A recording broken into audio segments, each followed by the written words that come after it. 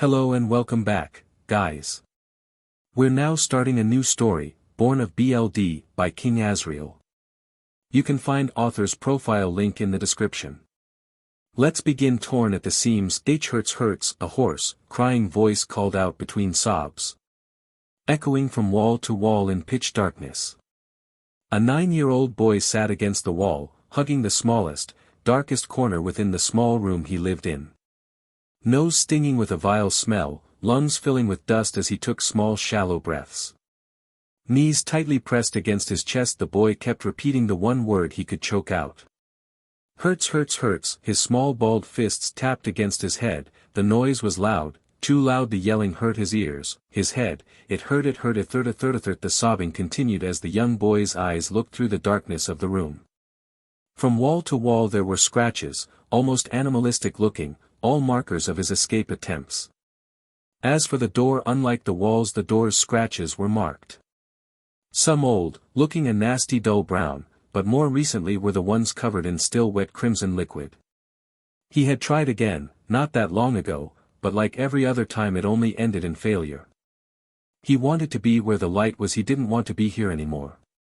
Body quivering, the boy closed his eyes as if trying to escape the enclosing darkness.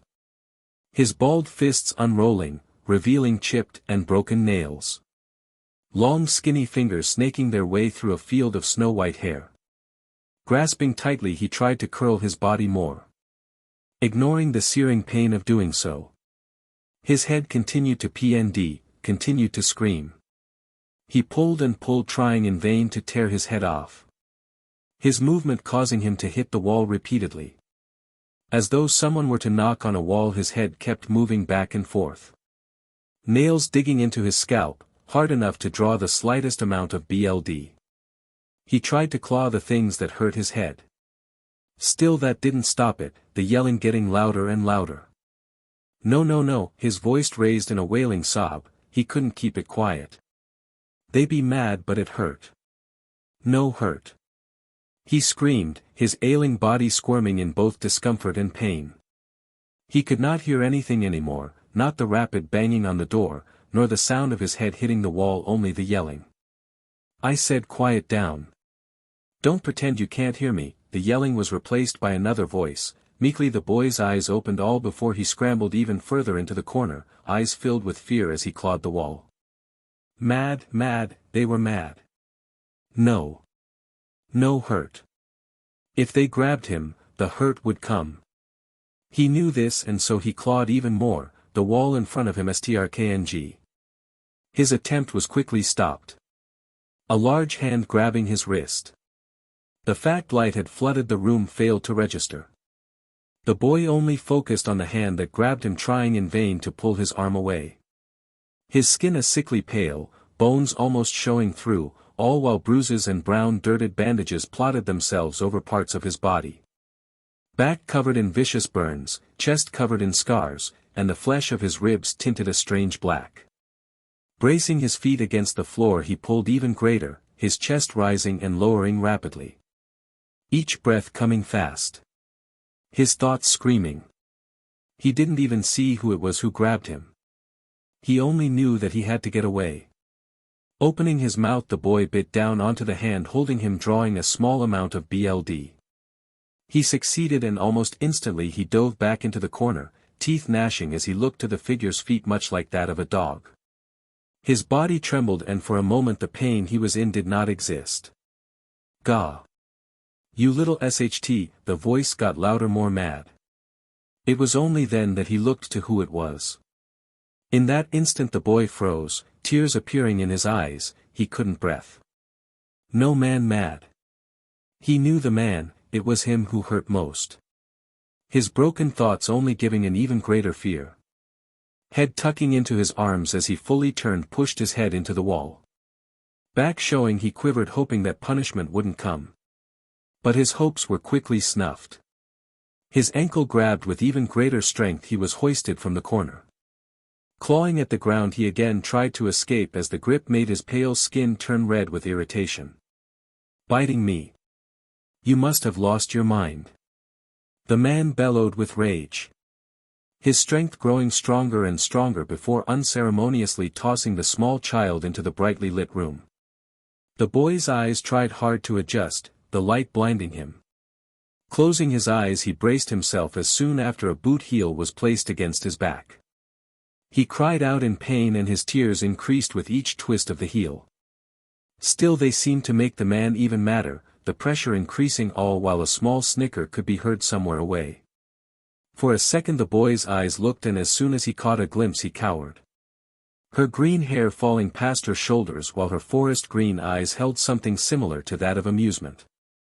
Not that the boy could focus on her, not when the blond man above him continued to push his weight onto his back. Not listening. Biting me. Who do you think you are? He asked question that the boy couldn't know how to answer. He really didn't hear him. He didn't mean to bite. Sorry. Sorry. He called out, trying to stop the man.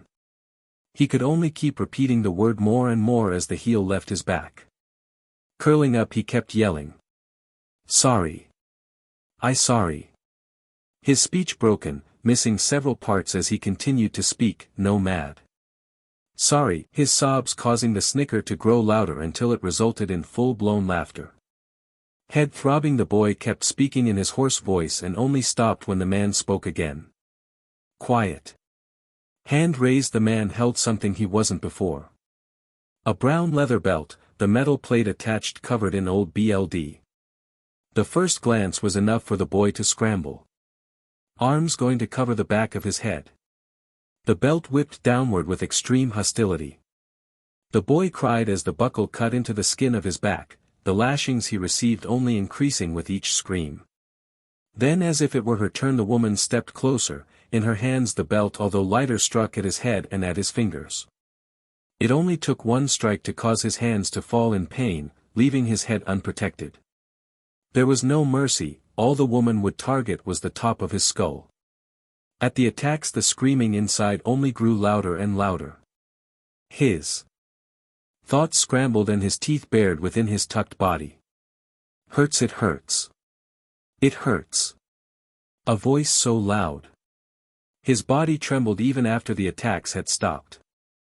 With his hands he covered his ears, trying anything to stop the voice. He didn't want to listen. He didn't want to talk with it. It was too loud. It always screamed at him. Even when he closed his eyes it would speak. It would scream. Yell. It hurt. Despite his punishment being over, the boy could not hear himself screaming out loud, though everyone else had. The man and woman looked on as he screamed for dear life, head digging into the floor as the boy pulled on his ears.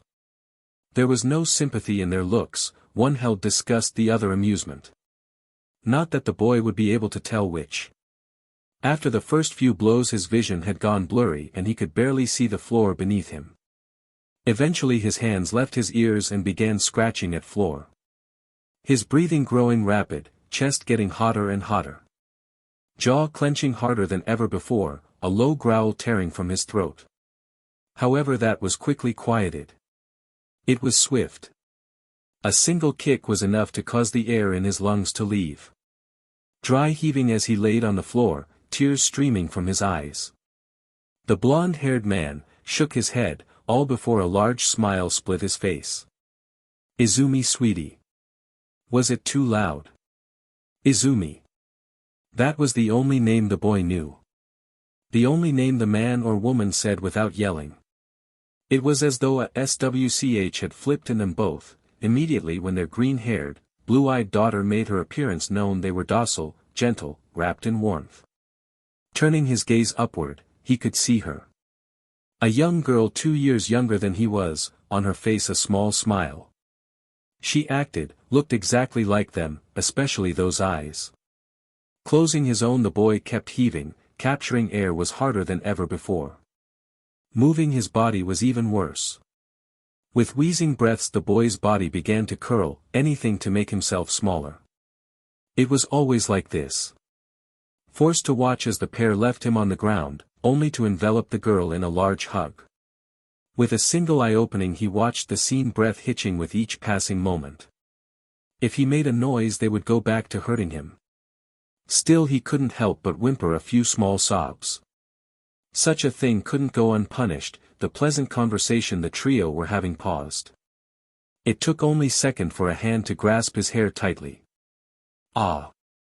Yelling, he reached upward to hold the man's wrist. His body dragged along the floor.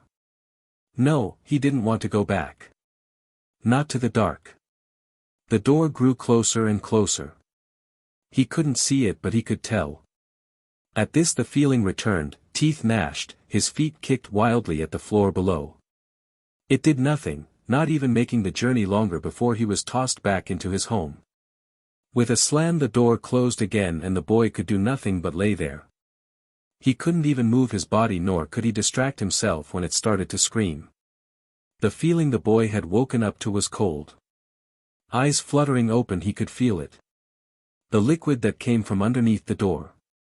Tongue out, he lapped out whatever it was.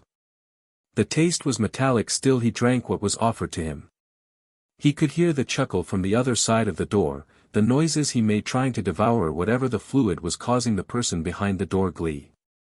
As soon as he liked any remaining drop, the boy retreated back into the corner, letting the screams continue. He couldn't stop them.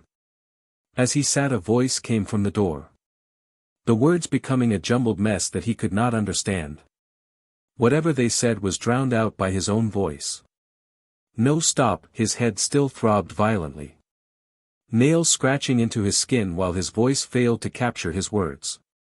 For hours he sat there listening, speaking, to no one but himself. There was no indication he heard the movement from beyond the walls.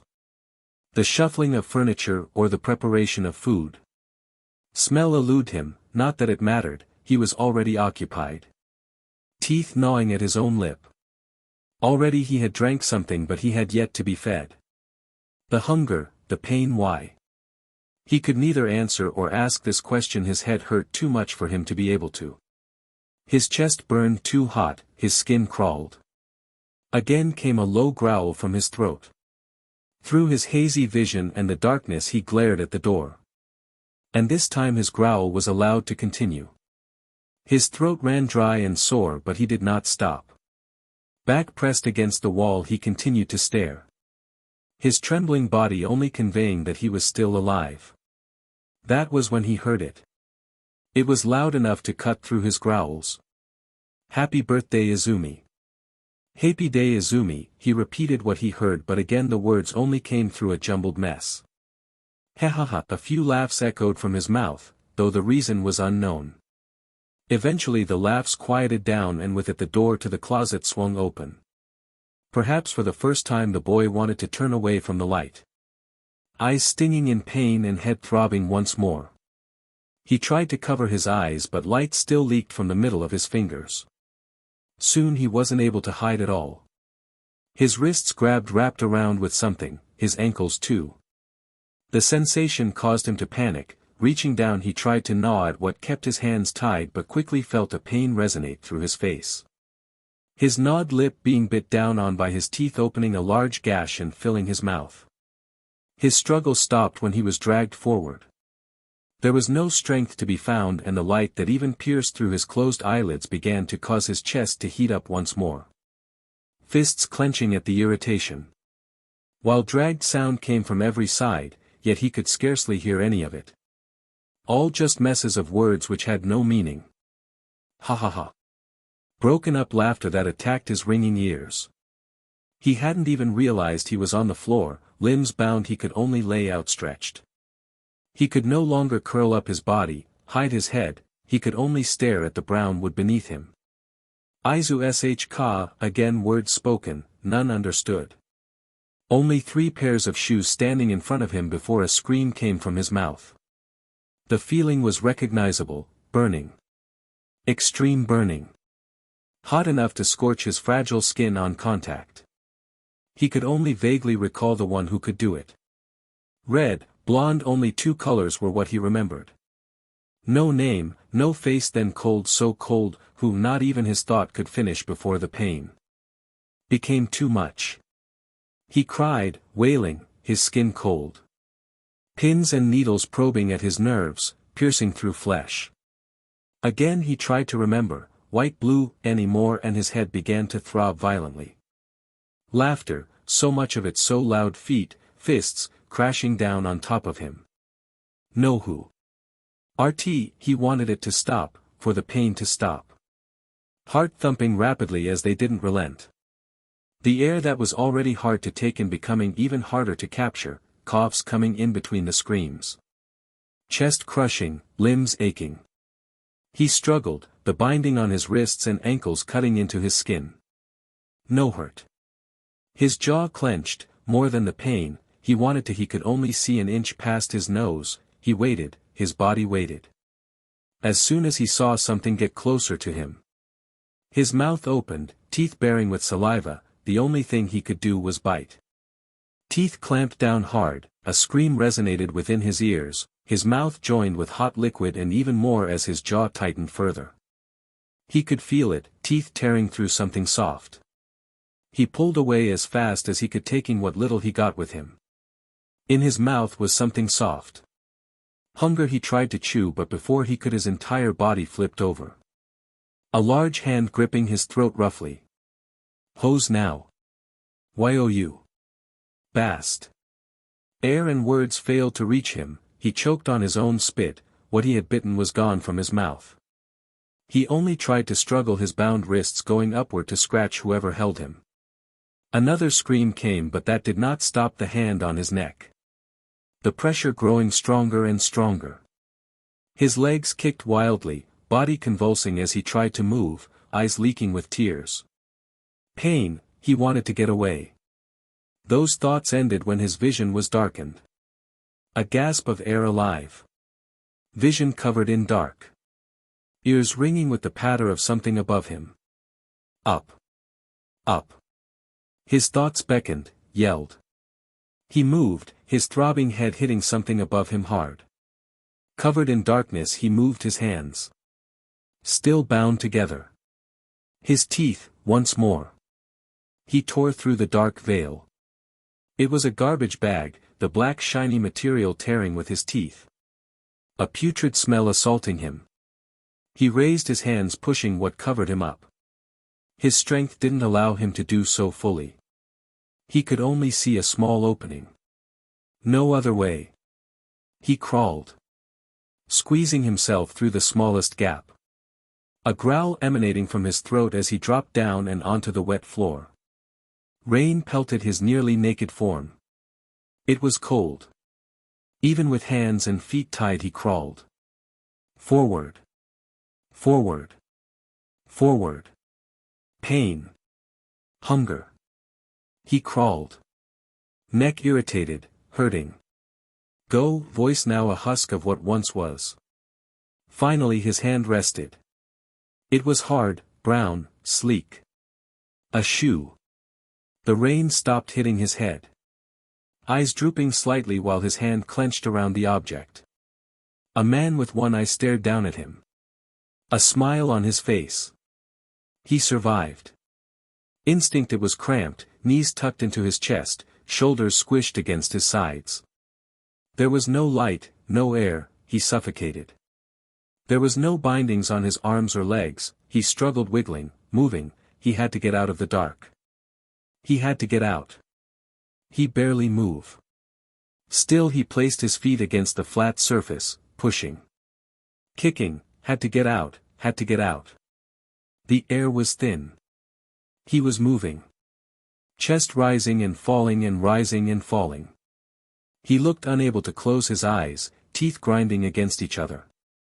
His body still hurt. Head pounding and screaming. Before the movement stopped, the bumps, the sliding, it all stopped. He could hear the clicking, the crunch, the stomps. Someone was moving closer. Then the air, the light, it all hit him at once.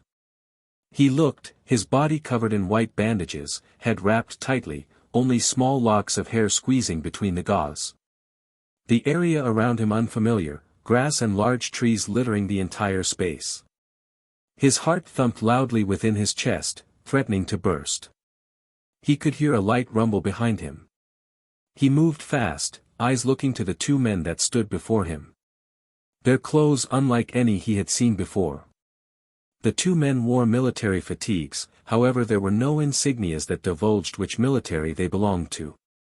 Their eyes uncaring as they stared at the child in front of them. They did not speak. The soldier on the right grabbing his sheathed knife that sat attached to the right shoulder of his vest. At the blade's appearance, the boy sitting, scooted backward, eyes narrowing. His body trembled, he was afraid, however his small fists clenched. That was all before the knife was tossed at his feet. There was little hesitation, grabbing the handle the boy took the knife in hand. His gaze never left the soldiers, his mind had completely shut out, there were no thoughts, his body only moved. No words came from the boy's mouth, but a low constant growl came from him, his throat burned. His hand clenching tightly around the knife's handle. He waited listening as the soldier on the left's radio crackled to life. It was an unintelligible mess. The very noise making the boy place his free hand against his head. He backed away from noise, a rise in his chest warming his heart. It was loud. His head throbbed even more. He hated it. The pain. His grip grew even tighter and for a fraction of a second he had moved, the tip of the knife pointing towards the soldier's direction. Bang! His approach was stopped, the other soldier held a pistol. Barrel smoking. The ground in front of the boy sporting a new hole. Despite the fact the noise had nearly ruptured his ears, the boy could recognize the danger, he slowly backed up, watching the gun. A minute passed before the soldier had stopped responding to the radio. The soldier looked to his comrade before shaking his head. The bag the pistol-wielding soldier held in his other hand was meant to be given to the boy. Inside, water, rations, medical supplies and a map. All of which, by the order of the radio, would not be given. Instead the soldier shot at the ground in front of the boy again, this time not stopping until the boy was forced to turn and run into the large rainforest that surrounded them. As soon as the boy left their line of sight the pair re-entered their vehicle and soon left. All he had was the knife in his hand. The boy stalked through the brush that littered the ground before him. His bare feet covered in mud as he moved forward. There was no sense of direction, he only knew that going back wasn't possible. The pain and hunger that coursed through his body failed to go away. Each movement hurt, and as he passed through bushes full of thorns, small cuts had began littering his body. The forest was entirely different than anywhere he had ever been. The bugs that clung to his body. The thick mud that restricted his movements and the noises of the ever-moving rainforest. The boy had forgotten that the idea of blinking had existed, his eyes as he walked constantly moved. He watched the tops of trees, the path in front of him, the grass below. His chest had yet to calm down, his breathing rapid and quick, hand gripping the knife as if it were his lifeline. Despite the pain of his head, he did not stop to hold it. His body screaming that the idea wasn't good. Despite the air being fresher than that of the dark home he lived, he still couldn't find comfort. His hair stood on end, chills ran up and down his body. Hands shaking. Each noise that he heard in the forest surrounding him causing his eyes to dart off in different areas. Watch. Listen. The instructions flowed through to his body, no delay, only the screaming voice directing his body. There was no time to stop, eat, or drink. He could see berries littering the foliage around him. Animals did not eat it, he would not. Still the hunger pains that hit him only an hour after his march forward began to corrode his inhibition to eat the berries. The sun which had been high just moments ago had began to fall. His vision would quickly be snuffed out under the darkness. The thought terrified him, but he could not linger on his fear. In the distance he heard movement in front of him. He quickly dove into a nearby bush, whatever wandered near him was not friendly, he was sure. His eyes fell onto a small girl, her hair dark blue in color, the white shirt and shorts she wore covered in dirt. Hair disheveled. Over her left shoulder a large bag was resting, strapped tightly fitted. In her right hand a knife like his. She looked far better than him, her skin was healthy and other than her dirty appearance she seemed okay. The boy bit down on his lip, the gash which had been there leaking a small amount. He watched as she crouched down, with sticks placed in a pile. She paused with a small breath. She began to dig into the small bag, pulling out a box. Her small fingers grabbing a small stick, and after moving her arm, he saw it. Light. A smile appeared on the girl's face while the boy's fist clenched harder. Kia. There was scream, he could not see it. A shadow pouncing from the bushes behind the girl. On the ground she continued to scream, a large jaw clamped over her neck. A long slender body covered in fur and brown spots. A paw with 1-inch claws pinning the weak girl down. The girl kicked and struggled, crying out, "Mommy! Mom!" Crack, the noise faded. The animal's jaw having clamped tight enough to snap the girl's neck. Letting go, the animal liked its paw, not minding the spilled contents of the bag that littered the floor around it. It took a moment before the animal clamped its jaw once more on the girl's head. The boy watched as the animal began to walk, dragging the body with it. A hand covered his mouth, trembling, eyes panicked. He could not make a noise, he could not stay here. As the animal continued to drag the body, it stopped, its head raising, nose sniffing the air as its eyes looked in the boy's direction. It was enough. The boy moved his foot, snap. A branch on the ground. The animal growled, he could not think or move. The knife in his hand almost falling, he turned, he had to run. Doing so, however, was a mistake. The second he appeared out of the bush, the animal leaped. There was no way to outrun it. He could only raise his left arm in order to protect his neck. He had seen how the girl died. It took only a second for an unbearable pain to appear from his arm. His thin skin and malnourished bones were not able to stand up to the pressure of the animal's bite. Taking him to the ground, the boy cried out in pain. The animal's teeth flayed him with ease, his unprotected body the target of the animal's claws. It was by sheer luck that the paw had not ripped him in half. The power behind the strike was enough to fracture his ribs, the claws digging into him. His bloodshot eyes looked at the animal, fear coursed through his body, but he had no choice. Looking for the knife that dropped from his hand, he felt through the thick mud engulfing him. He was dying, he would be eaten. Kill! Kill! His entire being screamed. It was either him or the animal. Fear and rage swirled in his chest. His head, which was being unraveled from the bandages, pulsed. He found the knife, hand grabbing the weapon by the blade. The razor-sharp edge cutting into his hand, still he moved it forward and into the animal's shoulder. The animal, angered, bit down harder, breaking more of the boy's arm. Still he did not stop. He plunged the blade in and out, still holding it by the blade. It cut further into the base of his fingers and palm. The animal had eventually let go of his arm, still he did not relent despite the state it was in. He forced his arm up and for his hand to grab the animal's fur. His knife's target changing to the animal's neck. He sliced through the fat and muscle and into the veins. He moved, he climbed on top of the animal, finally adjusting to hold the knife correctly. He dug in deep. Stabbing the animal in the chest, plunging in and out rapidly, his demising strength causing the wounds to get more shallow. Yet despite the exhaustion and blurring vision, he continued. The smooth stab soon turned to squelching. Arms coated in the hot thick of the animal. Haha! His head began to hurt once more, a hollowed laugh coming from his mouth, the pain in his eyes only worsening. Eventually he stopped, the pain becoming too much. His chest, head, arm all hurt.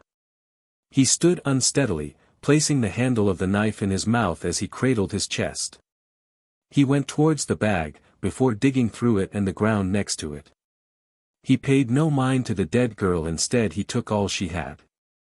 Most were items which held no meaning to him. He had little idea what they were, he only recognized the bandages from how they looked. He ripped the packaging open, applying gauze haphazardly, quickly wrapping it around his body, sticking whatever he could against his chest. Even he knew leaving them alone would not be good. His body shivered, his pale skin going gray in color, eyes drooping. He had to stay awake, he had to leave the cold, the dark. He scrambled for the box the girl had been holding before she died. Most of the small sticks had been knocked out, covered in the thick wet mud. Not that he paid it mind. Grabbing one of the 3 remaining sticks inside the box, he began to copy the girl. He pushed the sticks he found into a small pile, before he struck the stick and with it a small flame flickered to life. After this he could only guess, his hand moving to the sticks, lighting the rest on fire as the 2 made contact. The light began to grow and soon a warmth washed over the boy's bleeding body. Although it would have been the greatest opportunity to sleep, he moved once more. With the girl dead, he began to covet the food she had. They were small bars. What they were he had no idea. The smell wasn't dangerous and it actively made his mouth salivate. Taking the knife out of his mouth, the boy's hand still covered brought the food to his mouth. He ate as much as he could, his hunger alleviated but accompanied by the pain of swallowing. His stomach hurt for a different reason, his breathing struggled as the boy cuddled his body close to the fire. Finally his eyes closed with his body quivering throughout the night. A line of monitors filled their sights. Nearly over 100 soldiers all sat in front of screens, their eyes dancing from location to location. Behind them stood one man. His body clothed in a thick brown trench coat, face covered by a gray-tinged beard.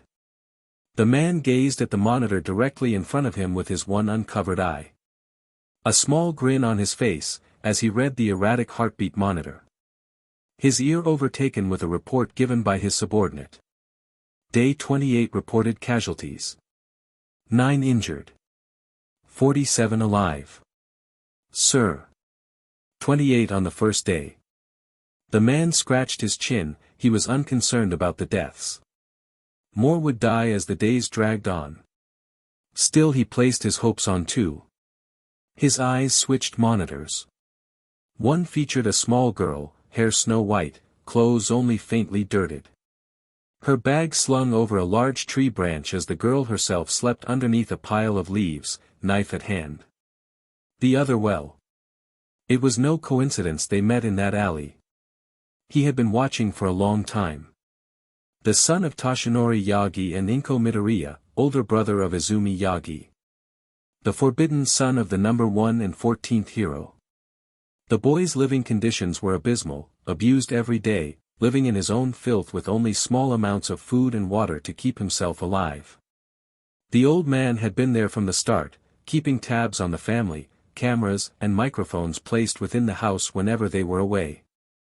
For years he had watched the nameless boy. He could have stepped in within the 5 years of abuse, but he didn't. He watched as the boy broke, watched his mind crumble. All because he had seen it. When a name, identity, and intelligence are taken away from someone, all they have left is instinct. That day and this night had only proved him correct. Despite the environment, he bit a chunk out of his sister's leg, all so that he may have the chance to live. Plunged into a foreign place with nothing but a weapon, he survived a death sentence against an animal bigger and stronger than him. Instead of expressing sympathy, he robbed the dead body of a child the same age as him without another word. The man was right to withhold the supplies from the boy despite the risk. He had gotten his hands on something special. An animal who would fight, no matter the fear, the risk, all to survive. The only problem was that an animal like that was hard to tame. He looked at the sleeping child before he glanced at the white-haired girl. They were the opposite, yet similar. Both knew how to survive. He nodded, before looking, tapping the shoulders of the 2 men responsible for monitoring the children. Those 2, they'll report to me if they survive. His words carried enough weight and without question the soldiers saluted the man. He had a plan, those 2 only need to live. 6 days had passed. There had been more encounters. His body streaked with wounds, all of which were covered by bandages that only an amateur could apply so poorly. His feet moved unsteadily, scratches on his sole causing pain with each step. Eyes drooping, body exhausted and shivering. The violent rain that pelted him not strong enough to wash the dried blood that clung to him. He had lost the bag that he had with him a few days ago. 2 days no food with only the rain to quench his growing thirst. The fire that stormed inside his chest, raging onward. There was a noise that despite the pouring rain, the boy had quickly become aware of. Radio static. Despite the pain he moved, hiding behind the nearest tree. His ears tuning out the noises of rain as he raised his knife. He could hear it, the small squishes and plats of boots against mud. It got closer, and as soon as he saw the man he rushed forward, angling his knife. He aimed for the man's throat. It was instant, and the boy found himself staring at the sky, his wrist locked within the grip of the soldier's hand. Any more pressure and the man above him would break it. The knife that was in his mouth forcefully taken out. It was a fight he had no chance of winning. The man placing his left hand against the radio on his chest spoke. One confirmed. It was short, and soon after the man spoke a boot planted itself against the boy's face. He had quickly succumbed to the darkness. Only to then wake up with a startle. Cold water washed over his body. His arms hanging above him. The mud, dirt all being washed away as the strange concoction of liquid escaped into the drain below. He was too tired to struggle, to fight back. Those around him were not those he could win against. Still, that did not stop him from baring his fangs.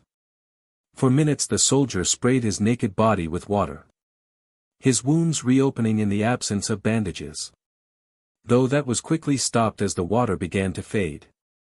Shivering, he felt his mouth being covered, a cloth strp being placed within his mouth held tightly as a third soldier quickly examined his body. He could do nothing but watch as his wounds were cleaned out, the stinging of alcohol against his gashes, the tight wrapping of his broken arm, all while he could hardly close his mouth.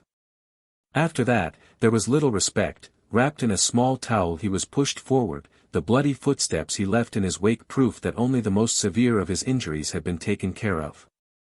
His body ached, yet he was given no rest. As soon as they deemed him dry enough, clothes were forcibly placed over his form. Taken to another room, his eyes scanned the room.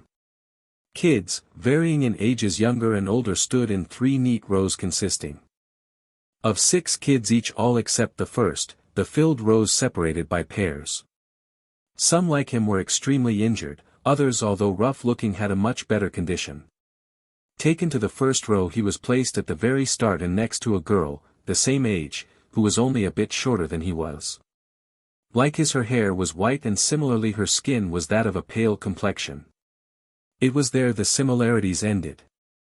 Her skin was healthy, body slim but not malnourished, her injuries were small, scrapes across her legs and arms.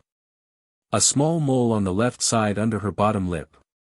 Finally her eyes, a pale grey blue. There was something about her eyes that the boy couldn't understand. Still he captured her appearance. The girl doing much the same to him. Their time gazing at each other was short, a loud voice calling from the front of them. Attention! The man who spoke was one he recognized. It was the same man that he saw in the alleyway. It was the first time seeing him clearly, but he distinctly remembered one eye. You have no home. There will be no one who looks for you. All of you have been disposed of. The name you remember, the lives you lived, none of that matters now. From here on out you are soldiers of the S program, the ones you stand next to, are your family now. You will eat, sleep, train together. If your partner dies, you die. His voice boomed over the room, many of the kids shaking, frightened. Despite their survival in the harsh rainforest, they were unprepared. The man continued, all of you will be given new names, commit them to memory. With a snap of his fingers the soldiers on standby approached groups of kids, handing them papers with names. The only pair not given any were him and the girl. The man on the small stage stepped off, his stride carrying his large frame to them. With his one glaring eye he spoke, remember the name Solidus. Placing a finger on the girl's chest he named her, Yora. Grabbing a handful of his hair Solidus looked the boy square in the eyes. The older man watched, the tired emerald green casting a hint of red. Jabbing his finger against the boy's chest wounds he spoke. Jack. You two, take care of each other. It wasn't a suggestion but a demand. The animal must have a leash, and the leash an animal, otherwise, they were both useless. Intertwined furniture strewn across the room. The dining room table was broken, picture frames shattered. Ears echoing with the sound of squelching. There she sat covered in her parents' white hair, stained crimson eyes capturing the moment in front of her. Ingraining it into her mind like a brand. Hanging loosely was a birthday banner, on the floor, swimming in the pool 4 candles, unlit and floating. Her voice could not be captured, blurred vision staring at the lumbering man who had not been invited inside her home. Body covered in muscles, face splitting with a horrid grin while his hands pounded downward onto the corpse of her father, turning flesh into pulp. Eyes tearing away, she glanced downward. Her mother's eyes looked at her face. Death was not swift. She was strangled to death. Even though she could hear it. The struggle kicks of her mom, the clawing at the grasp. Nothing had worked against the larger man's overwhelming strength. She had no idea as to why she remained alive. At any opportunity the man could have snapped her neck like a twig, yet he just continued to brutalize her father's body. Why the man targeted her family? Why did he come on her birthday? So many questions yet none answered. The small whimpers that came from her mouth subdued. Minutes which felt like hours passed before the room fell into an almost complete silence. She dared not to look up, hearing the wet squelching as the man's feet drew nearer. She waited, feeling a hand grasp her head, pressure being applied at the fingertips. The fear that overcame her body was unimaginable, and in that fear her entire being screamed. She didn't want to die. Yora's eyes opened with a startle. The room she found herself in unfamiliar, almost entirely pitch black. The young girl's cheek pressed against an all-white pillow, slightly moist, tears having leaked from her eyes during her slumber. Her chest, her heart, thumped rapidly, having a nightmare of that day. With a shaky hand she began to wipe her tears only to stop. There was a noise. It was faint but clear. Turning over with the shuffling of the white blanket layered over her did she saw the cause of the noise. It had only been a few hours since they were introduced, since he had become her partner. Other than the door, the only other thing in the room was the other bed. On that bed was Jack. Feet kicking at the sheets below him, back pressed against the corner while his non-broken arm covered his face. Eyes searching the room rapidly. It was as if he could not stay still, as if the bed itself had become a sense of discomfort. Breathing rapidly and air sucked through gnashing teeth. Yora watched the panicked struggles of the boy, eyes capturing every moment. She did not move until Jack had stopped his own movements. Jack's searching eyes found a place of rest. His own capturing Yora's. Emerald staring at blue-gray. His struggles stopped, rapid breathing calming slightly, muscles loosening. He watched Yora's right hand move, palm facing upward toward the roof, the girl giving a light sniffle. Her gaze never left and neither did his. "You two, take care of each other." The words of Solidus echoed in each of their heads. Although their responses were different. Jack's jaw tightened, eyes narrowing, and Yora cried silently. Seconds, minutes, and hours had passed. Neither noticed when their eyes began to close, nor the fact they had both fallen into a nightmare-less sleep for the first time. "Wake up." A loud voice stirred both awake. Jack's eyes opened rapidly, catching only a glimpse of Yora before his eyes went to the source of the noise responsible. Similarly, Yora did very much the same. Standing at the door, dressed in military fatigues, was Solidus himself. The grizzled man staring at the two. Watching the children stand from their beds after a moment passed. The sight of them causing a small grin to appear on his face. Whether the two had known or not, the body language told Solidus all that he needed to know. He had heard of Jack's arrival. The way the boy had gone for the kill on a soldier, the fact they had to actively subdue him as they treated his wounds. Although it was a start, it was far from satisfactory. "Follow me." Without awaiting a response, Solidus turned his back on the two, walking forward, being their key to survival. Naturally the kids followed from a distance. Jack slower than Yora, which was to be expected. After the wounds the boy suffered, it wouldn't have been odd to find him completely incapacitated.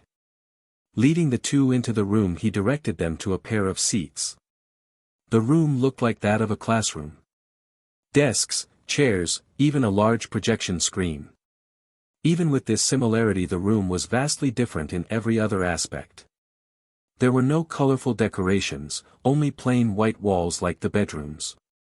The desks themselves were odd. Although it was usually a private desk for each seat, it instead was a long singular piece with two chairs. Another effort to further acquaint the children with their life partners. Sleeping, sitting, eating, training, like Solidus had said before, this would all be done in unison with the children's partners. Jack and Yora took their respective seats, the proximity causing their shoulders to nearly constantly be in contact. To pull away would only result in one of two things, as if on cue one of the children had fallen from their chair to create distance. The result was swift. A nearby soldier armed with a nightstick smacked the child on the back, only with his voice demanding the child to sit once more. From then on even Jack had to relent. Seeing every child seated, Solidus barked out two words. "Breakfast. Begin." "Yes, sir." His authority went unquestioned, and through a side door a rolling table appeared carrying trays of what seemed like food. One by one each soldier grabbed a pair of plates, setting them down in front of each desk. The last plate of food personally being carried by Solidus. The gray-haired man waited, holding the plates just out of reach of Yora and Jack. The projection screen behind him was blaring to life. Room filling with noises of an old war movie. Finally setting the plates down, and with one eye trained on both kids, he stepped to the side. Looking down at the tray of food, Jack's eyes stared at the gray colorless slop that sit atop, steam rising as small bubbles formed and burst. Although to many the sight would have been revolting, it had been the first meal that Jack had in 2 days. Hand reaching upward, he grabbed the slop only to drop the contents back onto the tray. His hand stinging with pain, having burned himself, his teeth tightened. Eyes casting a glance only to see that Yora had not experienced the same. Although he had neglected it, in her right hand was a small plastic spoon. The slop that sat comfortably cooling with her small exhales of air through her pursed lips. Clenching his hand, he attempted to copy the girl's movements, however with the fresh burn and large gash received from grabbing the blade of a knife his effort quickly stopped short. So, he stared at the food. Yora too had seen this, her own eyes turning away from the movie on display and hand stopping its action of feeding herself. She watched as Jack's anger seemingly grew, eyes narrowing at the food, clenching and unclenching of his injured hand. Perhaps it was Solidus' words, maybe even his persistent gaze, or none of it. With her free left hand she grabbed Jack's unused spoon, flinching only slightly at the boy's hand grasping her wrist. His eyes focused squarely on her. Despite the fierce grip, she still moved her hand, grabbing a spoonful before putting the food before Jack's mouth. He did not bite, only stared, much like before they had fallen asleep the two gazed at each other. Would they be hurt? Could they hurt the other? Why didn't they? No answers. Jack only took a bite. Yora only fed him. Soon after breakfast had ended, Jack and Yora found themselves standing in a small room. Solidus, dressed only in a black compression shirt and cargo pants, stood. His black steel-plated boots made no sound. Why they were brought there remained unclear. You both survived that jungle. Before Jack could blink, a fist found itself lodged within his stomach. The breakfast he ate spilling from his mouth, air almost completely devoid of air, coughs coming from the boy's mouth. He was soon joined on the floor by Yora, cheek red, fist had struck her across the cheek. Now you have to survive me. Work together or you'll both die. Reaching down and unsheathing 2 knives, he tossed the blades to the floor in front of both children. The pain that should have caused both kids to cry caused rather 2 unique reactions. Jack's mouth curled, a small laugh, coughing laugh coming from his strained throat. Yora's eyes closed, only opening so that she could grab the knife in front of her. Slowly she struggled to her feet. Followed by Jack, although a spoon had been too difficult to hold, the throbbing of his previous wounds allowed him to grab and maintain a grip on his own knife. Survival. That had become the priority once again. The two rushed forward, and although it may have seemed planned to anyone else, it was anything but cooperative. Knife angled towards Solidus' throat. Jack aimed to slice the man's jugular, his attack quickly stopped. A left hand quickly knocked the knife out of his grip before grasping onto his throat, lifting him into the air. Despite this, Jack tried to claw with his only able hand. Yora's attack did not fare better, the steel-plated heel of Solidus' boot striking the girl's chest, knocking her backward. His assault did not end there. Right fist raising as he began to strike the ribs of Jack. The boy's face turning red with pain, hand clawing even more desperately than before. "Didn't I say to work together?" Again. Tossing Jack towards Yora, Solidus kicked the boy's dropped knife back. He waited as the two stood once more. Attempting another attack, again, little cooperation seen. Although the signs had begun, fighting together was still too much of a hurdle. No matter, he would break them over and over until they learned. Either that or he would have to find their replacements. Which would be a shame. Dodging another swipe from Jack, he allowed Yora to finally close the distance. Her target was much smaller and much more fatal. His remaining eye. Still the attacks fell short. Tilting his head, the knife missed its mark completely. With both of their arms extended, Solidus grabbed both with his hands. His strength clearly more than enough to take complete control as he forced both of their knives to stab each other. Yora's in Jack's broken arm and Jack's knife in Yora's left shoulder. Their screams filled the room before they were quieted by Solidus. "Sloppy. You'll kill each other before you can even scratch me." Again. Hands leaving their arms, he instead grabbed two fistfuls of hair. His right knee crashing into Yora's stomach, causing her to heave up what she had eaten. Jack was put through far worse punishment. The 3 inches of the 8-inch blade that found itself nested in the boy's bicep were ripped out. Knife in hand, Solidus swiped the knife through the already red shirt of Jack and made a new gouge that rested below the claw marks. Tossing the boy and knife once again to Yora's side, he watched. Yora digging the knife out of her shoulder, Jack's chuckles reverberated throughout the room. He. The two looking once at the other before the weapons found themselves in their hands. Solidus grinned. The process was repeated for hours. The result being obvious. On the floor, Jack and Yora lay still. Both unconscious, multiple shallow knife wounds decorate their bodies. Each attempt was better than the previous, even Solidus had to acknowledge such improvement. His right index and ring finger touching the part of his left cheek and shoulder. Their last attempt causing shallow knife wounds to appear. Their cooperation was better. Jack's ruthless approach adapting, more feints, more precision, all while Yora struck at his apparent weaknesses. Approaching from his blind side, stabbing from under and behind Jack's swings. The two were bred to kill. That was an undeniable fact. Medic. Despite his voice being lower in volume, his clear tone was responded to. Quickly a pair of soldiers rushed in, carrying the 2 unconscious children onto gurneys. "Sir." Saluting, the soldiers awaited his command. "Make them capable of training in a few hours." The bare minimum was all that the pair would receive. This was their life from now on. These two were the soldiers he needed. He would make sure of it. In the medical room, Yora had been the first to wake. Her eyes searching the room only to rest on Jack's unconscious form lying right beside her. Both he and she were stripped of most clothing. With an attempt to sit up, Yora was forced back down. Pain shot through her body. Although reluctant, she laid back down, ignoring the passing medical officers. Eyes squarely drawn towards Jack. She could see it, albeit slightly. Patches of skin burned, melted, gouged out, and blackened. She would probably never truly understand, but her right hand rested onto his left. Was it pity or compassion? With the beeping of their heart monitors fading into nothing, her tired eyes closing in pain. It had become clear. The two would remain intertwined. Bit of a shorter chapter, but I hope you all enjoyed. Before I forget, so as some may remember in previous iteration I was going to do the Revengeance storyline. I'm not going to. Intertwined furniture strewn across the room.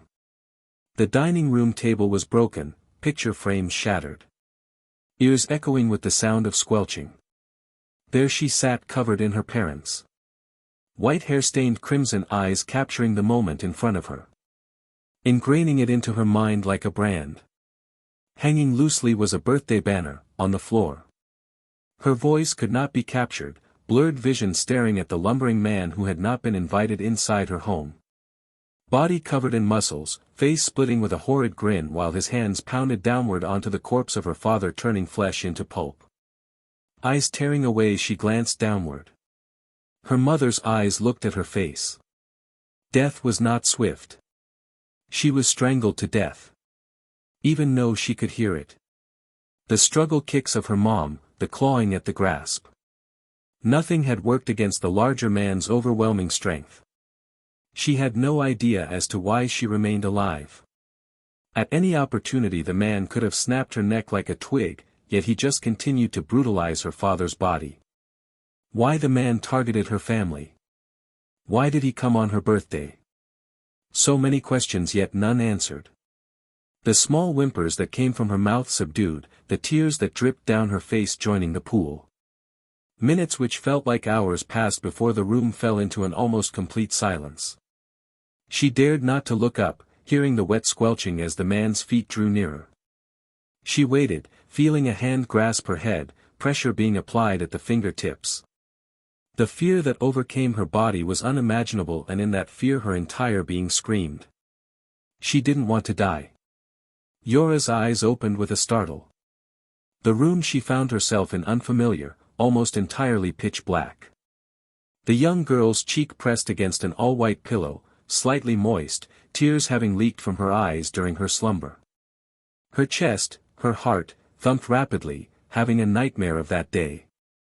With a shaky hand she began to wipe her tears only to stop. There was a noise. It was faint but clear. Turning over with the shuffling of the white blanket layered over her did she saw the cause of the noise. It had only been a few hours since they were introduced, since he had become her partner. Other than the door, the only other thing in the room was the other bed. On that bed was Jack. Feet kicking at the sheets below him, back pressed against the corner while his non-broken arm covered his face. Eyes searching the room rapidly. It was as if he could not stay still, as if the bed itself had become a sense of discomfort. Breathing rapidly and air sked through gnashing teeth. Yora watched the panicked struggles of the boy, eyes capturing every moment, watching as the white shirt became red and wet with. She did not move until Jack had stopped his own movements. Jack's searching eyes found a place of rest. His own capturing Yora's. Emerald staring at blue-gray. His struggles stopped, rapid breathing calming slightly, muscles loosening. He watched Yora's right hand move, palm facing upward toward the roof, the girl giving a light sniffle. Her gaze never left and neither did his. "You two, take care of each other." The words of Solidus echoed in each of their heads. Although their responses were different. Jack's jaw tightened, eyes narrowing, and Yora cried silently. Seconds, minutes, and hours had passed. Neither noticed when their eyes began to close, nor the fact they had both fallen into a nightmare-less sleep for the first time. "Wake up." A loud voice stirred both awake. Jack's eyes opened rapidly, catching only a glimpse of Yora before his eyes went to the source of the noise responsible. Similarly, Yora did very much the same. Standing at the door, dressed in military fatigues, was Solidus himself. The grizzled man staring at the two. Watching the children stand from their beds after a moment passed. The sight of them causing a small grin to appear on his face. Whether the two had known or not, the body language told Solidus all that he needed to know. He had heard of Jack's arrival. The way the boy had gone for the kill on a soldier, the fact they had to actively subdue him as they treated his wounds. Yet only after a night the boy stood close to Yora without so much of an indication. Although it was a start, it was far from satisfactory. "Follow me." Without awaiting a response, Solidus turned his back on the two, walking forward, being their key to survival. Naturally the kids followed from a distance. Jack slower than Yora, which was to be expected. After the wounds the boy suffered, it wouldn't have been odd to find him completely incapacitated. Leading the two into the room, he directed them to a pair of seats. The room looked like that of a classroom. Desks, chairs, even a large projection screen. Even with this similarity, the room was vastly different in every other aspect. There were no colorful decorations, only plain white walls like the bedrooms. The desks themselves were odd. Although it was usually a private desk for each seat, it instead was a long singular piece with two chairs. Another effort to further acquaint the children with their life partners. Sleeping, sitting, eating, training, like Solidus had said before, this would all be done in unison with the children's partners. Jack and Yora took their respective seats, the proximity causing their shoulders to nearly constantly be in contact. To pull away would only result in one of two things, as if on cue one of the children had fallen from their chair to create distance. The result was swift. A nearby soldier armed with a nightstick smacked the child on the back, only with his voice demanding the child to sit once more. From then on even Jack had to relent. Seeing every child seated, Solidus barked out two words. "Breakfast. Begin." "Yes, sir." His authority went unquestioned, and through a side door a rolling table appeared carrying trays of what seemed like food. One by one each soldier grabbed a pair of plates, setting them down in front of each desk. The last plate of food personally being carried by Solidus. The gray-haired man waited, holding the plates just out of reach of Yora and Jack. The projection screen behind him was blaring to life. Room filling with noises of an old war movie. Finally setting the plates down and with one eye trained on both kids, he stepped to the side. Looking down at the tray of food, Jack's eyes stared at the gray colorless slop that sit atop, steam rising as small bubbles formed and burst. Although to many the sight would have been revolting, it had been the first meal that Jack had in 2 days. Hand reaching upward, he grabbed the slop only to drop the contents back onto the tray. His hand stinging with pain, having burned himself, his teeth tightened. Eyes casting a glance only to see that Yora had not experienced the same. Although he had neglected it, in her right hand was a small plastic spoon. The slop that sat comfortably cooling with her small exhales of air through her pursed lips. Clenching his hand, he attempted to copy the girl's movements, however with the fresh burn and large gash received from grabbing the blade of a knife his effort quickly stopped short. So, he stared at the food. Yora too had seen this, her own eyes turning away from the movie on display and hand stopping its action of feeding herself. She watched as Jack's anger seemingly grew, eyes narrowing at the food, clenching and unclenching of his injured hand. Perhaps it was Solidus' words, maybe even his persistent gaze, or none of it. With her free left hand she grabbed Jack's unused spoon, flinching only slightly at the boy's hand grasping her wrist. His eyes focused squarely on her. Despite the fierce grip, she still moved her hand, grabbing a spoonful before putting the food before Jack's mouth. He did not bite, only stared, much like before they had fallen asleep. The two gazed at each other. Would they be hurt? Could they hurt the other? Why didn't they? No answers. Jack only took a bite. Yora only fed him. Soon after breakfast had ended, Jack and Yora found themselves standing in a small room. Solidus, dressed only in a black compression shirt and cargo pants, stood. His black steel-plated boots made no sound. Why they were brought there remained unclear. You both survived that jungle. Before Jack could blink, a fist found itself lodged within his stomach. The breakfast he ate spilling from his mouth, air almost completely devoid of air, coughs coming from the boy's mouth. He was soon joined on the floor by Yora, cheek red, fist had struck her across the cheek. Now you have to survive me. Work together or you'll both die. Reaching down and unsheathing two knives, he tossed the blades to the floor in front of both children. The pain that should have caused both kids to cry caused rather two unique reactions. Jack's mouth curled, a small coughing laugh coming from his strained throat. Yora's eyes closed, only opening so that she could grab the knife in front of her. Slowly she struggled to her feet. Followed by Jack, although a spoon had been too difficult to hold, the throbbing of his previous wounds allowed him to grab and maintain a grip on his own knife. Survival. That had become the priority once again.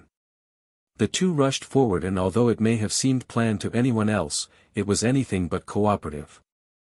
Knife angled towards Solidus' throat, Jack aimed to slice the man's jugular, his attack quickly stopped.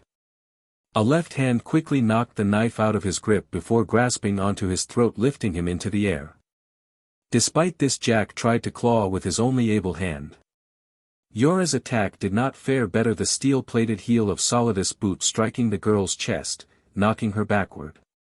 His assault did not end there. Right fist raising as he began to strike the ribs of Jack.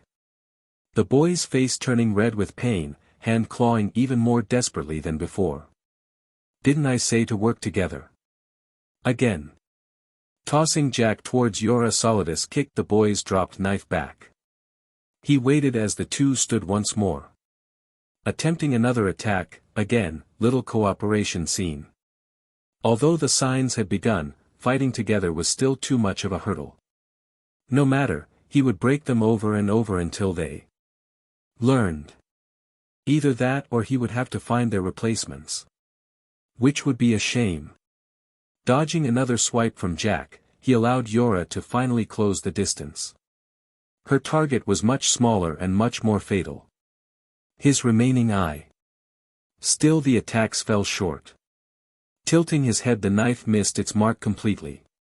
With both of their arms extended, Solidus grabbed both with his hands. His strength clearly more than enough to take complete control as he forced both of their knives to stab each other. Yora's in Jack's broken arm and Jack's knife in Yora's left shoulder. Their screams filled the room before they were quieted by Solidus. "Sloppy. You'll kill each other before you can even scratch me." Again. Hands leaving their arms, he instead grabbed two fistfuls of hair. His right knee crashing into Yora's stomach, causing her to heave up what she had eaten. Jack was put through far worse punishment. The 3 inches of the 8-inch blade that found itself nested in the boy's bicep were ripped out. Knife in hand, Solidus swiped the knife through the already red shirt of Jack and made a new gouge that rested below the claw marks. Tossing the boy and knife once again to Yora's side, he watched. Yora digging the knife out of her shoulder, he. The two looking once at the other before the weapons found themselves in their hands. Solidus grinned. The process was repeated for hours.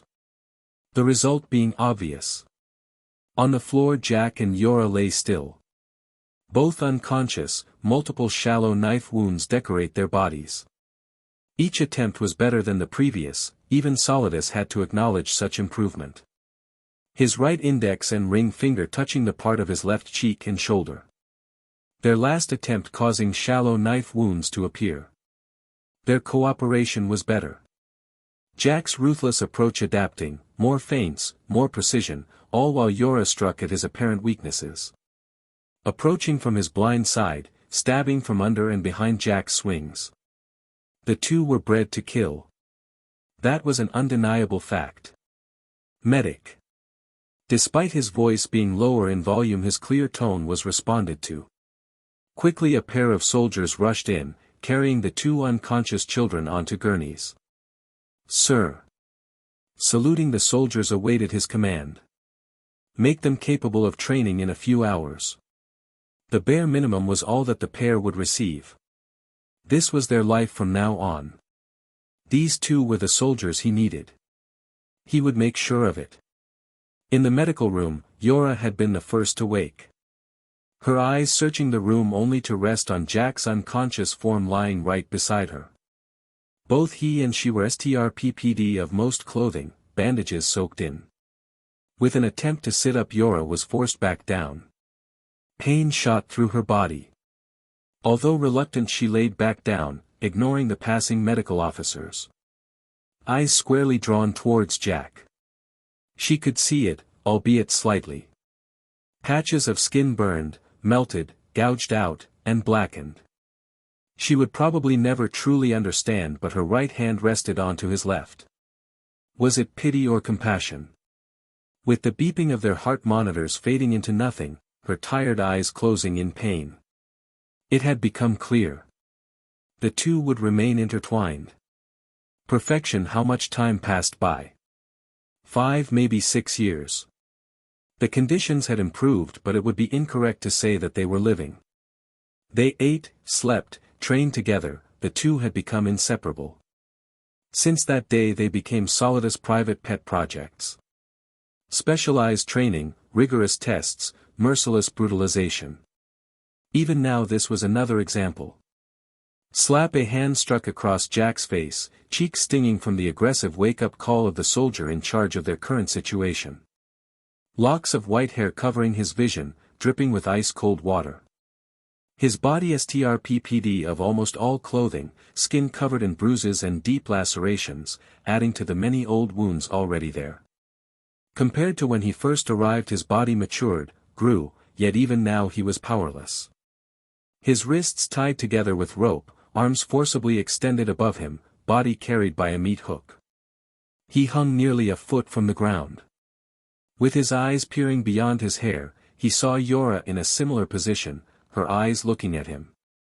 When he was awake, so was she. They were only a meter away in distance. She too was tortured in a similar way. Her hands, abdomen, and feet slashed, gouges of flesh missing, tainting her once pure skin. At first the training they had undergone was simple. Stamina and strength training. Then weapon training, they learned to use guns, learned to properly wield knives. After that was combat. Solidus himself trained them. Beat them down without mercy. The times they returned with fractured bones became too many to count. Finally, for these last 3 months, torture endurance, an area Jack already had experienced. Nearly 24/7 around-the-clock torture for the past 90 days. Although the previous training was difficult, the two always had a place they could retreat. Now such a luxury ceased to exist within the 9 feet by 9 foot room they now resided in. A hand grabbed onto Jack's hair, pulling his scalp, causing his head to raise. The plain black half-face mask the soldier wore failed to show any of the man's features underneath. Whether the man was smiling during the torture was up for debate. Not that it really mattered. Jack watched the soldier extend an arm to his right. Sitting on a large rolling table were various instruments the pair had become familiar with. Pliers, wrenches, knives, all were used in their training. The previous torture session ended only an hour ago. By this time both knew what the soldier's first choice would be. Jack moved his wrists, hands grasping on the back of the hook tightly, body tensing. It took half a second before he was struck in the abdomen with a tire iron. During this not once did Jack's gaze leave Yora's. Once his turn was done it would be hers. They both knew this one swing, 2-3 the number kept increasing, and so did the strength behind the strikes. At one point his bones would have shattered by the first strike. However, 3 months of this constant pain had its benefits. Though this resistance still faltered at times, the chuckles that came from his mouth were proof of this. These noises causing Yora's eyes to narrow, he could see it, the hate hidden beneath her steel gaze. Soon the soldier's exhaustion had started to show. The swings decreasing before the soldier stopped entirely. Back turning to Jack and to face Yora. A minute, maybe 2. Passed before the tire iron once again found momentum. The metal striking against Yora's flank. She had gotten much stronger, more resistant to pain as well. Jack's own tolerance in witnessing this, however, had been degrading over time. The torture carried on like it usually did. 3 hours of punishment followed by an hour of rest. During this time the two would sleep, but neither could despite the exhaustion they felt. Yora wouldn't because Jack wasn't asleep, and Jack wouldn't if Yora was awake. Though that was only part of the reason. For 3 months not once had Solidus visited them in this room, no, rather the reason for this training was lost on both of them. Combat training was enough to test their limits, raise their pain tolerance. This was something else T felt similar to tests of performance administered by Solidus. The one-way mirror that was stretched across the central wall made it clear that people were watching. That Solidus might be watching. Perhaps this was another test. Neither could come up with an answer, but one look at the other told both what needed to happen. The knife's edge glided against his right bicep, trailing downward and to his armpit, the pressure light. Any harder and the soldier would be skinning him alive. It had become clear after the first month that there is a limit to how much they would hurt them. They would not kill them, that was something both were aware of, but how long would that remain true? Dripping down his arm and joining the other open wounds on his body. The room baked in an eerie silence. This round of torture had gone by without a noise from either Jack or Yora.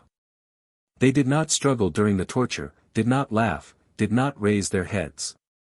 They had taken their turns one by one, round by round.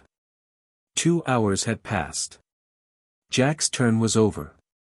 The soldier's target switched, knife pointing to Yora. The man's combat boots splashing in the mixture of water on the floor. The tip of the knife neared Yora's stomach. For the first time since the start Jack's head raised, before he spit. The mixture hitting the back of the Solidus head drawing the man's full attention. Grin splitting Jack's face, a laugh echoing within his throat. The soldier wiping away the spit stalked towards Jack, knife in his right hand. It didn't take much for the distance to close. Once it did, Jack's head moved again. Forehead colliding with the bridge of the soldier's nose. Knocking the man backward. Stunned, the soldier could not resist when Yora's legs wrapped around his neck in a position similar to rear naked chokehold, her limbs constricting against the man's windpipe. Taking the opportunity, Jack's knees raised, his entire body jumping upward as he grabbed the chain attached to the meat hook. Swinging back and forth, Jack gained momentum before hoisting his body over the hook. Landing on the floor, Jack's strength failed. Falling face first into the floor, the boy struggled to his feet. Having been strung up had caused his legs to cave under his sudden weight. Still, the struggles coming from Yora gave enough reason for him to find his footing. Wrists still bound together, his options were limited. Going over to the rolling table, he grabbed the scalpel that sat nearest to him. Weapon in hand, he rushed the soldier, the tip of the scalpel pointed towards the man's eye.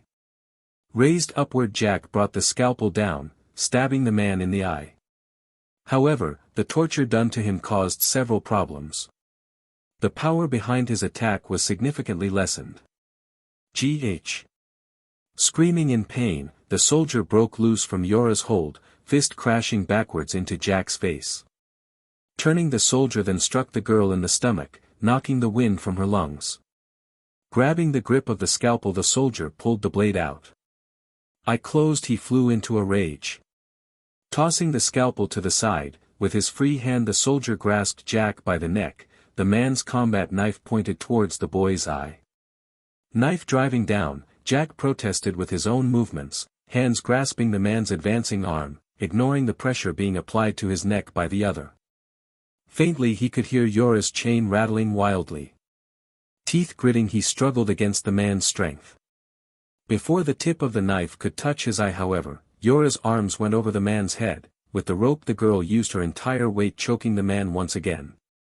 The soldier's hand left Jack's throat. Instead it grabbed at the girl's hands, trying in vain to get some separation between the rope and his throat. Once free, Jack rushed towards the knife, hands grasping at the weapon. As he currently was, his strength would quickly fail to rip the knife from the man's iron grip. Mouth opening, Jack's teeth latched onto the man's middle finger, teeth sinking through the glove and into the flesh. Pulling his head backward, Jack tore the appendage away from the rest. Finger gripped with his teeth, Jack wrestled the knife away. All before he drove it into the man's chest. With Yora supporting the man's body, Jack plunged the blade in and out, hands becoming slick with the soldier's BLD.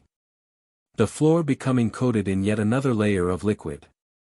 Even when Yora's hands left and the man's body dropped, Jack's attacks failed to cease.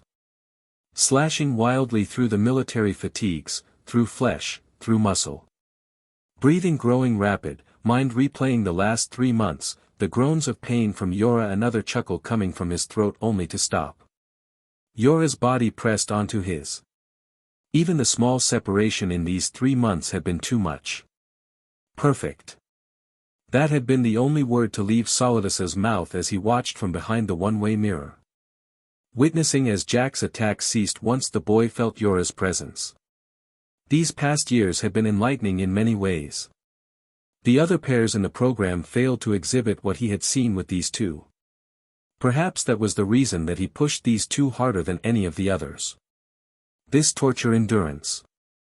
Well, this was something only these two had gone through, the others were still only given basic training. By far these two were the best soldiers he had. Broken, beaten, yet together they survived. It was exactly what the older man wanted. It was exactly what the two would need in order to survive. Looking to his subordinates in the room, Solidus barked his order, "Go in and clean the mess.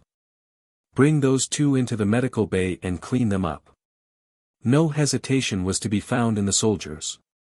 Scratching his beard, the old man spoke quietly to himself. "It's nearly time." Bodies still pressed against each other, Jack and Yora waited, hearing the door to the room open slowly. 3 other soldiers walking in, all of them armed, yet their weapons not drawn at the two. Rather, one carried a large black body bag, while the other 2 gestured for them to rise. Doing so, the pair walked forward, the knife taken from his hand. Jack and Yora's bound wrists were freed. Hands falling to the sides, they followed the commands given. The hierarchy of military having been taught by Solidus himself. Led into the all too familiar med bay, the two were placed in small area just a few feet away from the medical officers. The area featured almost nothing of note, only a single large drain along with a hose. Said hose currently in the hands of the main soldier who had led them. With a small valve being twisted, the two were drenched once more in freezing water. The blood on their bodies being washed away. It was during this that Yora's left hand grasped Jack's right. It had become habitual, so much so it would have been odd if she hadn't. Once hosed clean, the pair was finally taken by the medical officers. Their wounds burning as fresh anesthetic was poured, disinfecting them. Only then did their exhaustion take hold. What they were going to do next was unclear. The only thing they did know was that their lives would serve the purpose given to them until they died or were no longer needed. Both not knowing that soon war would become their home. Hope you enjoyed this chapter. Like always, feel free to share your criticisms. Also, I forgot to mention a small detail in the previous chapter. The food served to the children is laced with gunpowder, which according to the Metal Gear lore made the indoctrination and control of the kids easier. Faded memories. If this world was a fair one, a just one, perhaps their excellence would be appreciated. Unfortunately, such a world did not exist, not for these children. Solidus stood tall, hands clasped behind his back. His gaze sweeping across the kids lined up in their respective paired rows. Of the many kids that arrived, only 6 pairs had made it through training. Now they would spill blood. Not for freedom, not for the betterment of mankind, but for survival. At that, Solidus finally stared at the pair that would spearhead this unorthodox unit. Jack and Yora. Again, the veteran could not help but pity the two. Perhaps in another life neither would be here. If they weren't born the way they were, if what had happened in their past never did, where would they be? There was no doubt the two would have lived fulfilling lives, accomplished a great many of things. With a shake of his head, however, the sentimentality he held for the two disappeared and was replaced with indignance. Your training has been completed, now it's your time to show that what we prepared you for wasn't a waste. His voice also carried weight, but now more so than ever before. The children stiffened in response, heel locking against heel, arms and back straightened. None dared to look away. Any signs of previous exhaustion or damage from training were erased, ignored, and everyone's full attention were focused. Of course, not everything could be corrected in a few years. Solidus knew this, but it was this failure that would keep them alive. Jack's deep-seated hatred remained within the boy's eyes, neither corrected or replaced, only controlled by Yora's presence and the old man's stare. Jack. Forward. Jack did as he was told. Yora's hand twitched, the urge to follow him needing to be fought within her system. Taking the spotlight, he stayed silent, his back straight, feet shoulder-width apart with his hands together behind his back. His hair had grown long through the years, now reaching his shoulders. His outfit, just like the others, was comprised of a simple beige military vest, forest camo pants, and a pair of reinforced black steel-toed boots. Most of his exposed skin had been wrapped in blood-soaked bandages. Body aching in pain with each step. Silence lingered in the air. Solidus forming the words in his mind before taking a step towards Jack. As of today, Jack will be in command of the QRK unit. His orders are your orders, those of you under his command must follow without question, without hesitation, and without failure. Should you prove a hindrance to the squad, Jack's judgment on any punishment is my judgment. It will be swift and final. In any other setting, there would have been refusal. However, that was neither a luxury or privilege the rest of the QRK unit had. Solidus had made his choice, and perhaps out fear of him, Jack, or even Yora, none would ever lodge a complaint at leadership. Although the kids may not have known at the time, the candidates who had washed out had their lives taken by the two figureheads of their unit. Such a thing was just a part of the pair's training. At approximately 0600 hours you will all be shipped off to your new home. There will be no training, nor will you ever see the comfort you have here now. Tonight is the last time you will eat real food or sleep in a bed. War is here and it will not welcome you kindly. Now head to the cafeteria. Dismissed. The children snapped to a salute, and only when Solidus had left their line of sight did they move from their positions. None of the children spoke words, and only the sounds of the boots hitting the tiled floor below reverberated off the walls. By now the walk was simple and free of confusion. It hadn't taken long before the only sign of comfort other than the barracks had come into view. The newly established unit looked to the cafeteria floor. No longer were there rows of paired desks. Instead there was a single large table, the message clear. Just like Solidus had said, they were now one organism, a unit. However, not even the words of Solidus were enough. Jack's teeth grinded against each other, frustration at the situation nipped at the back of his fractured head. Combined with the pulsating headache and the throbbing of his ribs, his irritation only grew. It continued to rise until Yora took the first step. She, like always, was calm, and it only took a glance from her for Jack to unclench his fists. Yora purposefully sat towards the middle of the table, prompting Jack to take the spot across from her. From both sides the other children sat in similar positions. Each of them across from their partners. The children waited like always, and before long plates of food carried by their fellow soldiers were placed in front of them. Picking up their utensils, the children scooped the gray slop they were always fed. No longer feeling disgusted by the texture or taste, they ate in complete silence.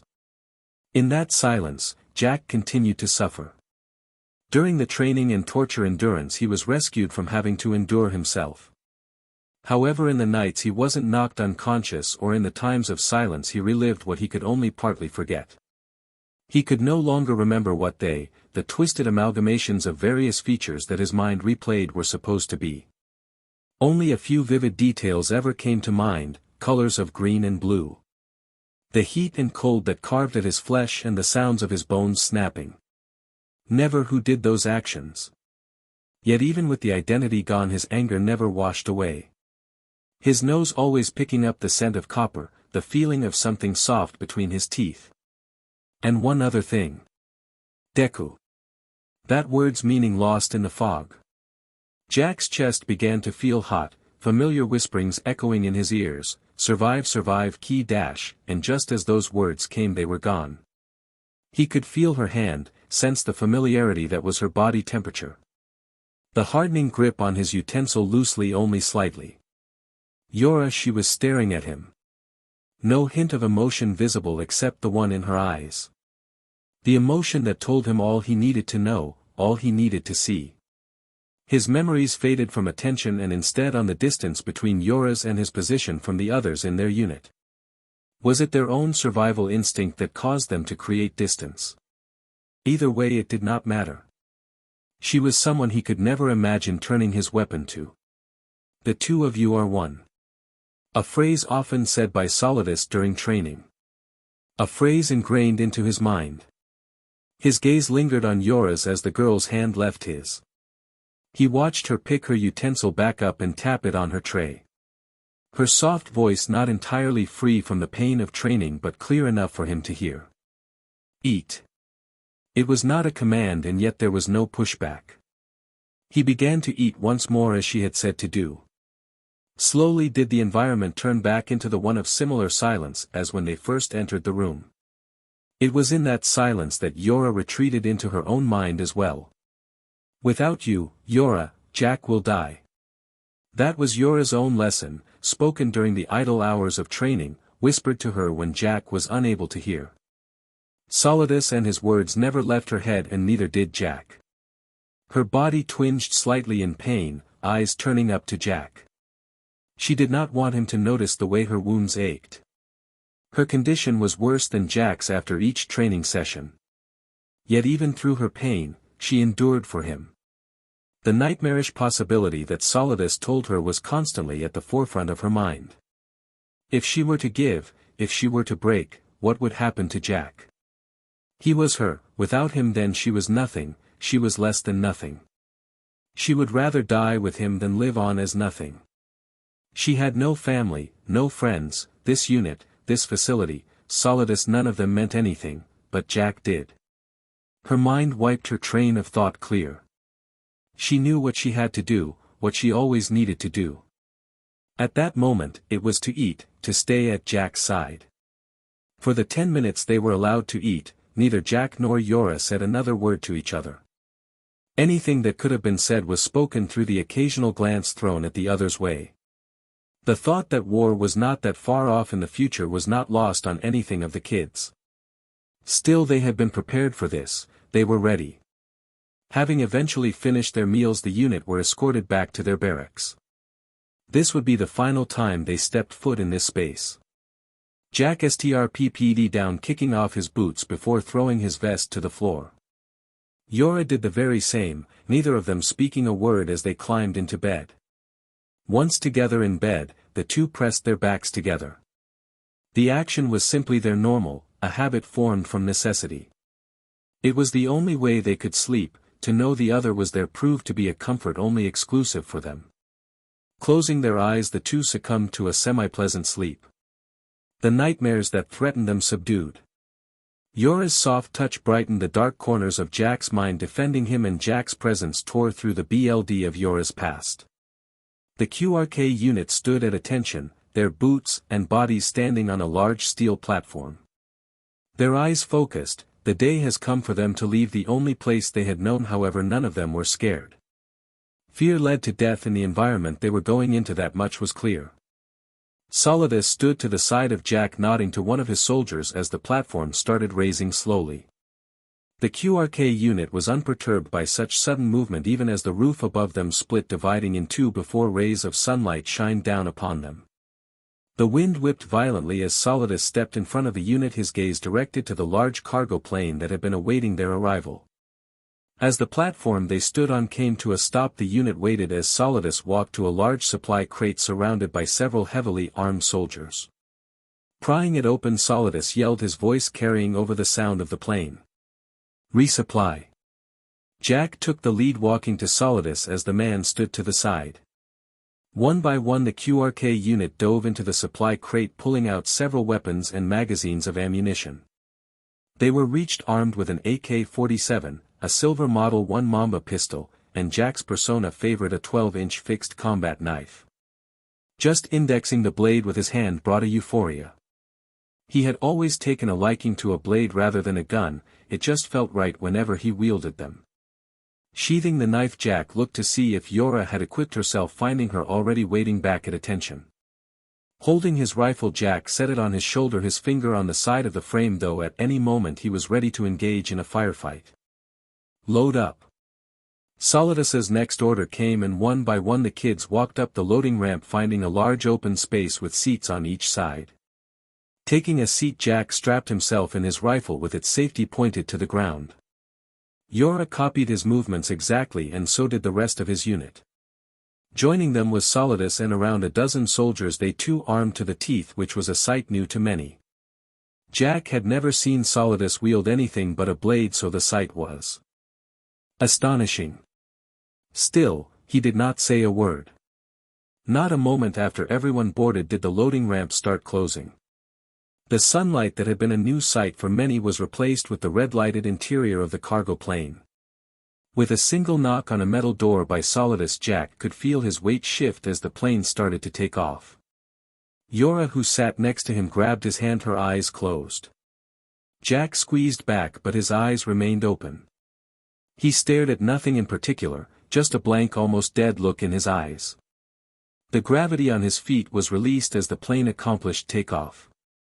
Jack didn't know how much time had passed, he only realized the need to prepare once he saw Solidus look out of a small window before loading his rifle. Jack nudged Yora, getting the girl to open her eyes before he let go of her hand.